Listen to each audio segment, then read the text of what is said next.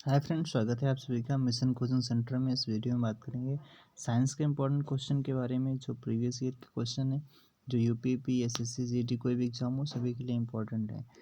तो यहाँ पर पहला क्वेश्चन कहता है कि एक उपकरण जो परिपथ में धारा की उपस्थिति का पता लगाता है, तो इसका आंसर हो जाएगा एमीटर हो जाएगा।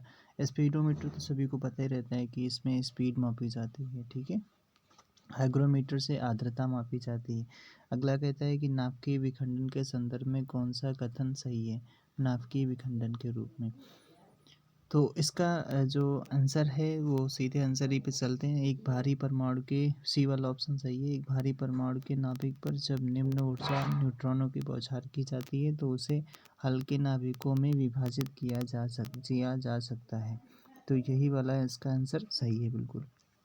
अगले क्वेश्चन पे कहता है कि ध्वनि तरंगें जिनकी आवृत्ति हर्ट्ज से कम होती है, यानी कुछ हर्ट्ज होती है उससे कम होती है उन्हें अवश्रव्य तरंगे कहा जाता है। तो वो हो जाता है 20 हर्ट्ज से। 20 हर्ट्ज से अगर कम होती हैं तो किस उपकरण का प्रयोग हवा या गैस की आर्द्रता को मापने के लिए किया जाता है?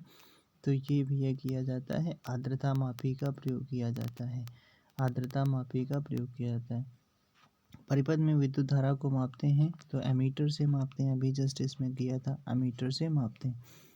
वोल्ट मीटर से विभवांतर मापा जाता है, ठीक है। विद्युत विभवांतर का ऐसा ही मात्रक क्या होता है? विद्युत विभवांतर का ऐसा ही मात्रक होता है, वोल्ट होता है, ठीक है। और ये जूल होता है, वर्ग का होता है। एम्पियर किसका होता है? धारा का होता है। शक्ति का वाट हो जाता है। भूकंप के दौरान कंपन को मापने के लिए किस यंत्र का प्रयोग किया जाता है? तो ये किया जाता है भैया सिस्मोग्राफ का किया जाता है। रिक्टर स्केल पे मापा जाता है, मतलब कितनी तीव्रता रही है। तो उसके बाद में कंपन को मापने के लिए तो सिस्मोग्राफ का प्रयोग किया जाता है, ठीक है। कौन सा अंतर्जनित बलों का एक उपकरण है? अंतर्जनित बलों का एक उपकरण है तो ये हो जाता है कौन सा है भैया? पर्वतों का निर्माण होता है अंतर्जनित बलों के कारण ही होता है। उसके बाद में कहता है कि कौन सा भौतिक मात्रा और उसकी माप की इकाई की गलत जोड़ी है कौन सी भाई गलत है? तो दाब का होता है पास्कल होता है, लेकिन यहाँ पर न्यूटन लिखा तो यही वाला गलत है। बाकी ऊर्जा का मात्रक जूल होता है और आवृत्ति का हर्ट्ज में, और शक्ति का वाट होता है, ठीक है। शक्ति का माप वाट होता है। जिससे नहीं, शक्ति अगर आपके पास नहीं है तो आपकी वाट लग जाएगी, ऐसे याद कर लेना शक्ति ऊर्जा का सर्वाधिक दृश्य रूप, जिसे प्रायः आधुनिक सभ्यता में प्रगति से पहचाना जाता है, सामान्यतः उसे क्या कहा जाता है? तो भैया क्या कहा जाता है उसे कहा जाता है बिजली कहा जाता है। अच्छा, कहता है शक्ति ऊर्जा का सर्वाधिक दृश्य रूप, जिसे प्रायः आधुनिक सभ्यता में प्रगति से पहचाना जाता है, तो उसे बिजली कहा जाता है, ठीक है, बिजली। अगला क्वेश्चन पूछा गया कि किस नियम के अनुसार विद्युत धारा द्वारा उत्पन्न ऊष्मा चालक के प्रतिरोध धारा के वर्ग और इसके प्रवाहित होने के समय के समानुपाती होती है? तो खूब पढ़ा होगा आपने, जूल का नियम ही यही कहता है, जूल का नियम, ठीक है, जूल का नियम कहता है ईस्ट ईस्ट और हाइड्रोजन पेरोक्साइड बनाते हैं, क्या बनाते हैं? ये मिल के बनाएंगे आपके ऑक्सीजन बनाएंगे। क्या बनाएंगे? ऑक्सीजन बना देते हैं। आवर्त सारणी पर 17वें समूह में क्या स्थित होते हैं भाई? तो 17वें समूह में हैलोजन से स्थित होते हैं, हैलोजन स्थित होते हैं। अगला, वह रासायनिक अपक्रिया जिसमें फिर यहाँ पे लिखा है का जोड़ या का निष्कासन हो, उसे अपचयन कहा जाता है। तो भैया किसका जोड़ होगा, किसका अपचयन होगा, मतलब किसका निष्कासन होगा, तो उसे अपचयन अपक्रिया कहा जाएगा। तो भैया देखो भैया इसमें किसका किसका होगा तो ऑप्शन कौन कौन से दिए हैं? तो इसका हो जाएगा ऑक्सीजन जुड़ेगा, हाइड्रोजन निकलेगा, तब होता है अपचयन अपक्रिया होती है। और अगर हाइड्रोजन जुड़ता है, ऑक्सीजन निकलता है, तो उसे ऑक्सीकरण कहते हैं। उसके बाद तेल का वनस्पति में रूपांतरण क्या कहलाता है? तो तेल का वनस्पति में रूपांतरण हाइड्रोजनीकरण कहलाता है। क्या कहलाता है? हाइड्रोजनीकरण कहलाता है। पाश्चुरीकरण क्या होता है? तो इसमें दूध को उबाला जाता है, पाश्चुराइजेशन जिसे कहा जाता है, ठीक है भाई। ठोस CO2 को सामान्यतः क्या कहा जाता है? तो शुष्क बर्फ कहा जाता है। क्या कहा जाता है? शुष्क बर्फ कहा जाता है। ऐसे तत्व की पहचान करें जो तीसरे आवर्त से समंत्रित नहीं है। तो कौन सा भैया आवर्त है? तो ये ब्रोमीन वाला नहीं है, इसमें तीसरे आवर्त में बाकी होते हैं, फास्फोरस होता है, आर्गन होता है, सिलिकॉन होता है।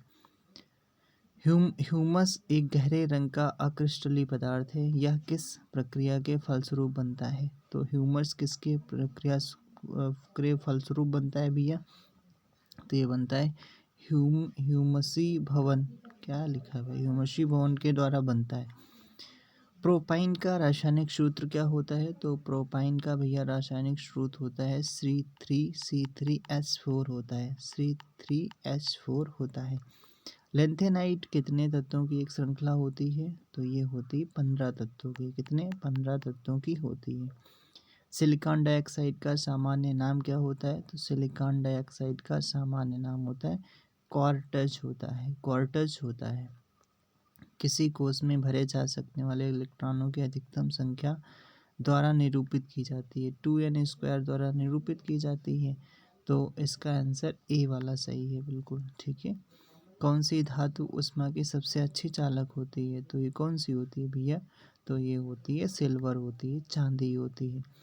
कॉपर क्लोराइड के साथ लेड की अगर अपक्रिया से कौन से, कॉपर क्लोराइड है और लेड होता है, तो भैया कौन सा बनेगा? तो ये बन जाएगा आपका लेड क्लोराइड और कॉपर बनेगा। ऐसे तत्व की पहचान करें जो अर्ध धातु नहीं है, तो कौन सी भी नहीं है इसमें, ये पूछ रहा है आपसे। तो आर्सेनिक तो होती है, सिलिकॉन भी होती है, जर्मेनियम भी होती है, सीजियम नहीं होती, सीजियम नहीं होती। अनबुझा चूना कैसे निर्मित होता है? अनबुझा चूना निर्मित करना है अगर, तो आपको जो कैल्शियम कार्बोनेट के कैल्शियम ऑक्साइड और कार्बन डाइऑक्साइड में अपघटन द्वारा ये बुझा हुआ चूना बनता है। कौन सा सही है? अम्ल लाल लिटमस को नीला कर देता है। फिर कहता है कि अम्ल स्वाद में कड़वे होते हैं। नहीं भाई, अम्ल स्वाद में खट्टे होते हैं। अम्ल लाल लिटमस पेपर को नीला नहीं करता है। तो दोनों, ना तो फर्स्ट ना ही सेकंड, दोनों गलत हैं। तो ये दोनों गलत हो जाएंगे। संगमरमर का रासायनिक सूत्र बताइए, ये पूछा गया आपसे। संगमरमर का रासायनिक सूत्र तो कैल्शियम कार्बोनेट होता है, मतलब CaCO3 होता है। क्या? CaCO3 होता है। प्राकृतिक गैस के ज्वलन पर कौन सी गैस मुक्त होती है? प्राकृतिक गैस का अगर ज्वलन होगा तो कौन सी गैस भैया, कौन सी गैस मुक्त होती है? कौन सी गैस मुक्त होगी? CO2 होगी। कौन सी? CO2 होगी। सफ़ेद सिल्वर क्लोराइड सूर्य के प्रकाश में ग्रे क्यों हो जाते हैं? क्यों हो जाते हैं? तो इसका रीज़न होता है सिल्वर क्लोराइड का प्रकाश द्वारा सिल्वर और क्लोरीन में अपघटन के कारण हो जाता है। अच्छा, प्लास्टर ऑफ पेरिस का रासायनिक नाम क्या होता है? प्लास्टर ऑफ पेरिस का रासायनिक नाम होता है, क्या होता है? तो ये होता है भैया आपका कौन सा? कैल्शियम सल्फेट हेमीहाइड्रेट होता है। वाशिंग सोडा का रासायनिक नाम क्या होता है? वाशिंग सोडा का रासायनिक सूत्र क्या होता है? तो सोडा, वाशिंग सोडा मतलब धोने वाला, तो उसमें 10 तो जुड़ेगा, तो Na2CO3 10H2O, ऐसे याद कर लेना इसको। कौन सा तत्व अपने गुणों में क्षार धातुओं के साथ हैलोजन की तरह व्यवहार करता है? कौन सा तत्व है? तो ये हो जाएगा हाइड्रोजन। कौन सा? हाइड्रोजन हो जाएगा। हाइड्रोजन का परमाणु द्रव्यमान कितना है? हाइड्रोजन का कितना होता है परमाणु? नाइट्रोजन का पूछ रहा, नाइट्रोजन का परमाणु द्रव्यमान कितना होता है? तो 14 होता है, N14 पे होता है, N14। क्षारक लाल लिटमस पत्र को क्या कर देते हैं? कौन सा कलर देते हैं? तो ये कौन सा देते हैं? नीला कर देते हैं, लाल को नीला कर देते हैं। चूना पत्थर, खड़िया, संगमरमर के विविध रूप हैं, कौन से, किसके रूप हैं? तो ये चूना पत्थर, खड़िया और संगमरमर किसके भैया विविध रूप हैं? कैल्शियम कार्बोनेट के हैं। किसके? कैल्शियम कार्बोनेट के हैं। जब सोडियम सल्फेट बेरियम क्लोराइड के साथ अपक्रिया करता है तो कौन सा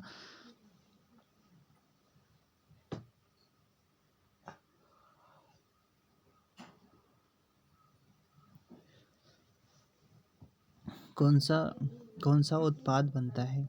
कौन सा उत्पाद बनेगा? तो कौन सा बनेगा? सोडियम क्लोराइड बनेगा। सोडियम सल्फेट बेरियम क्लोराइड के साथ बनेगा, तो सोडियम क्लोराइड बनेगा। ठीक है। दूध और फेम क्रीम के उदाहरण हैं, किसके हैं? दूध और फेम जो होते हैं किसके होते हैं भाई? तो ये होते हैं इमल्सन के उदाहरण होते हैं। सौर सेल बनाने में किसका प्रयोग किया जाता है? सिलिकॉन का प्रयोग किया जाता है।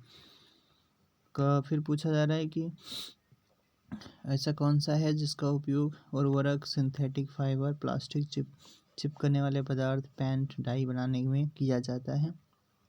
सल्फ्यूरिक एसिड का। किसका? सल्फ्यूरिक एसिड का प्रयोग किया जाता है।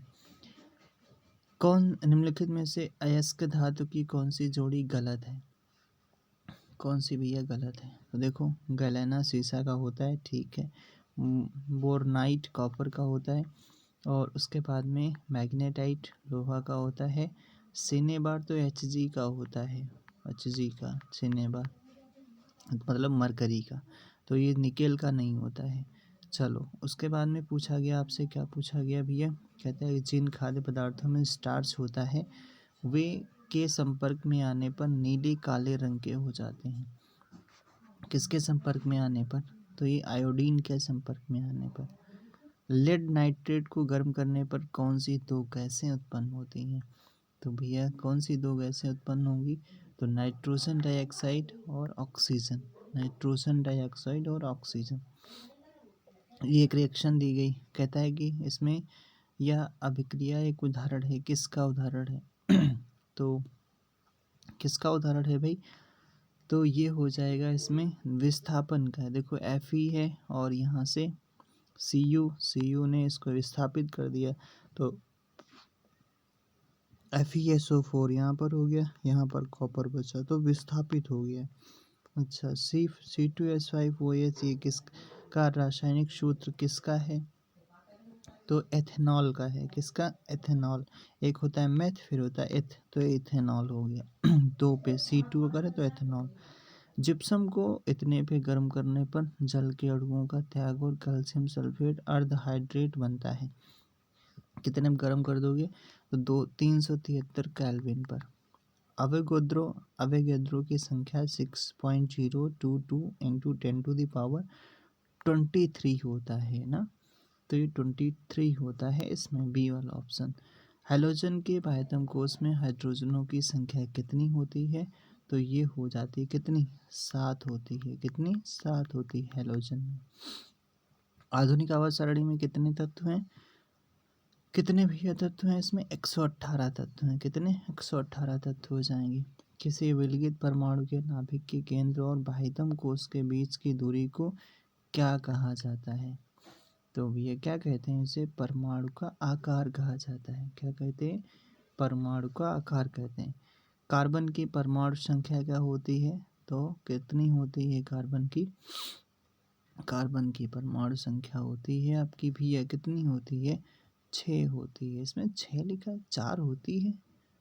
अच्छा, ड्यूरालुमिन एल्यूमिनियम और से बना मिश्र धातु है। किससे बना है? तो ये भैया पूछा जा रहा है आपसे, तो ये तांबा से बना मिश्र धातु है। किस धातु में सर्वाधिक विद्युत संवाहकता होती है? मतलब करंट ज़्यादा फ्लो हो सकता है अच्छे से, तो ये होता है आपका कौन सा? चांदी होता है।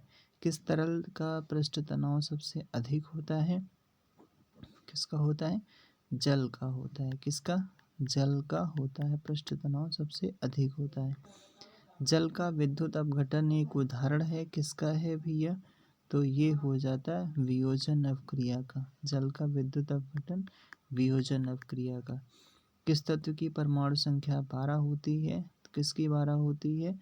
तो ये हो जाती है मैग्नीशियम की 12 होती है। किसकी? मैग्नीशियम की 12 होती है। इस्पात के निर्माण की प्रक्रिया में अंतिम चरण क्या होता है? इस्पात जब बनता है तो उसकी अंतिम प्रक्रिया क्या होती है? तो ये होती है इस्पात को आकार देना, ये वाला इसका होता है। ठीक है भाई। अगला कहता है एंथेनाइट एसिड का रासायनिक सूत्र क्या होता है? तो एंथेनाइट का जो एसिड होता है उसका रासायनिक सूत्र CH3COOH होता है। उस तत्व की पहचान करें जो उपधातु नहीं है। जैसे अभी पीछे भी एक क्वेश्चन इसी तरीके से पूछा गया था। तो ये टेलुरियम है, जर्मेनियम है, पोलोनियम है, जेनॉन नहीं है। जेनॉन नहीं है। जब मेंडलीफ ने अपना काम शुरू किया तो कितने तत्व ज्ञात किए थे? कितने किए थे भैया? तो 63 ही केवल कर पाए थे, 63। तो आज के लिए इतना ही रखते हैं। इसका नेक्स्ट वीडियो ज़रूर देंगे। Thank you, thanks for watching.